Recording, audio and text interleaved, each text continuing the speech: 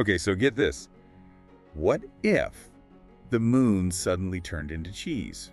I know, right? Sounds It's crazy. totally bonkers. But that's the wild premise of When the Moon Hits Your Eye, the book we're diving into today. Yeah, a real page turner. It's not just a wacky sci-fi story, though. Ah. It's actually a really smart look at how we humans deal with the totally unexpected. Exactly. It's fascinating how Scalzi uses this completely absurd situation to hold a mirror up to society, you know? Right. We see our strengths, our weaknesses, and everything in between. Yeah, so the basic premise is that the moon literally transforms into this giant ball of cheese. Right. Out of nowhere, it's this massive global what the heck moment. And this throws the world into total chaos, right? Like, how could it not? It's a recipe for disaster. I mean, think Right. about it. The tides, the night sky, everything gets thrown out of whack. Yeah, the book really captures this spectrum of reactions. You see some people embracing the chaos. Yeah. You know, like there's suddenly cheese entrepreneurs trying to make a quick buck. Opportunists always come out of the woodwork, right?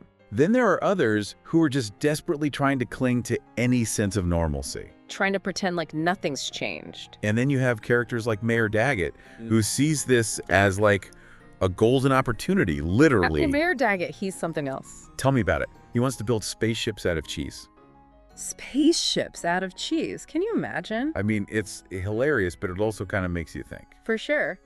It's a classic example of how Scalzi uses satire to kind of poke fun at institutions and systems. Exactly. He's not just telling this wacky story.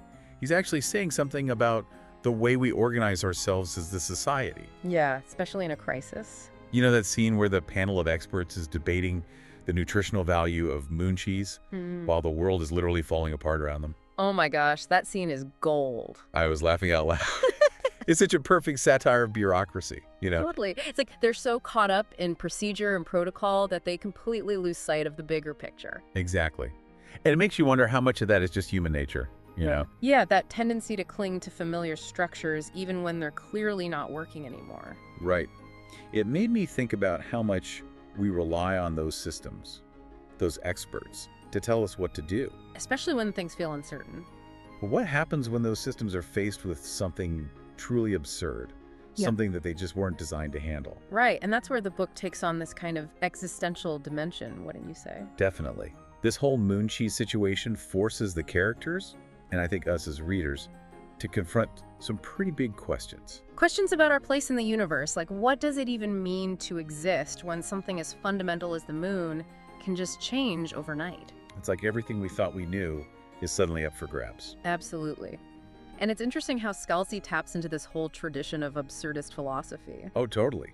Like Camus and Sartre, they were grappling with the idea that we're always searching for meaning in a world that might be inherently meaningless. Right. It's that classic existential dilemma. But I wouldn't say When the Moon Hits Your Eye is entirely pessimistic. Yeah, there's definitely a sense of hope in there, too. Like, even though it highlights this absurdity of our existence, it also shows the incredible resilience of the human spirit. We see these characters adapting, innovating, finding ways to make light of the situation, even when it seems like everything's falling apart. Like those engineers who figure out how to use moon cheese as a building material. Or fuel. I mean, come on, that's brilliant. It is. They're turning this bizarre apocalyptic event into an opportunity for problem solving.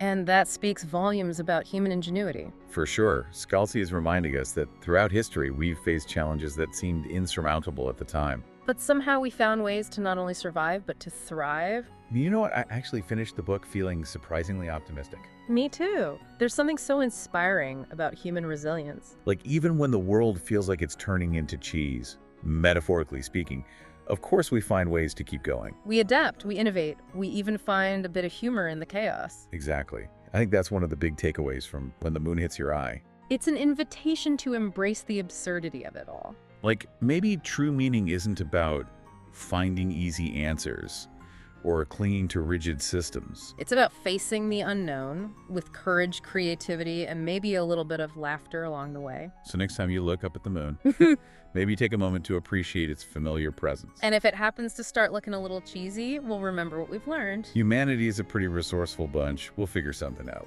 We might even find a way to make a pizza out of it. Hey, now there's an idea. Maybe that's what Scalzi should write about next. The Moon Cheese Cookbook. I'd buy it. Me too. But for now, I think that about wraps it up for our deep dive into When the Moon Hits Your Eye. A real cheesy journey. Until next time, keep looking up and don't be afraid to embrace the absurd. And remember, if life gives you moon cheese, make mooncake. Words to live by, folks. Words to live by.